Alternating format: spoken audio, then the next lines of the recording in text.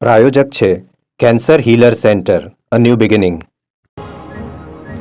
જામનગર નગરપાલિકાની ચૂંટણીમાં ભાજપમાં આંતરિક ડખો સપાટી પર આવ્યો. કૃષિપ્રધાન રાઘવજી પટેલના સમર્થક ભીમજી મકવાણાએ જ ગંભીર આક્ષેપો કર્યા. રાઘવજી પટેલે ભાજપના ઉમેદવાર સામે જ બસપાનો ઉમેદવાર ઉભા રાખ્યાનો દાવો. આયાતી ઉમેદવાર માટે 2-3 લાખ રૂપિયાનો ખર્ચ કરવામાં આવ્યો હોવાનો પણ સ્ફોટક આરોપ.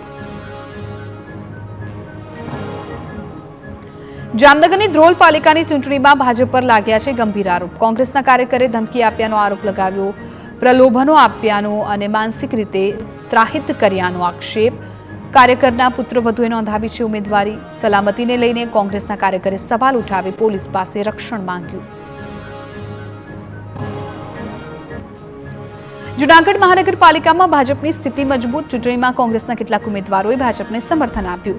વોર્ડ નંબર 3, 12 અને 14માં કોંગ્રેસના ઉમેદવારનો ટેકો.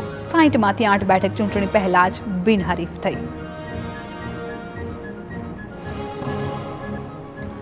જૂનાગઢમાં ભાજપના ઉમેદવારનું ફોર્મ રદ કરવાની કોંગ્રેસની માંગ. વોર્ડ નંબર 9ના ઉમેદવાર SC/STમાં હોવા છતાં OBCમાં ફોર્મ ભર્યા હોવાનો દાવો.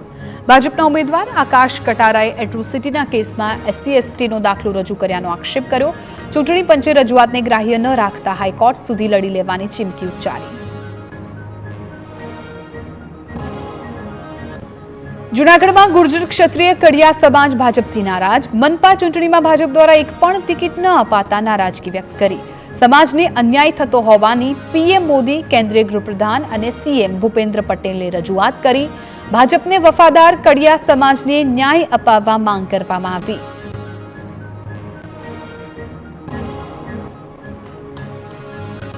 મોરબીની હળવદ પાલિકાની ચૂંટણી પહેલા કોંગ્રેસના ગંભીર આક્ષેપો. ભાજપ દ્વારા કોંગ્રેસના ઉમેદવારોને ધાકધમકી અપાયાના આક્ષેપ કર્યા.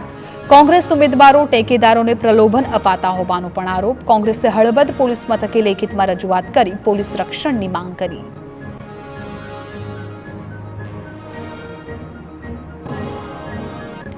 રાજકોટના જેતપુરની નગરપાલિકાની ચૂંટણીમાં જયેશ રાદડિયાના વજૂદ સામે પ્રશ્ન ઉઠ્યા. કોંગ્રેસ પ્રવક્તા મનહર પટેલે રાદડિયાને પાછા વળવાની સલાહ આપી. મનહર પટેલે કહ્યું કે વિઠ્ઠલ રાદડિયા રાજકોટના ઉમેદવારો પોતે પસંદ કરતા, જ્યારે જયેશ રાદડિયા પોતાના લોકોને ટિકિટ નથી અપાવી શકતા.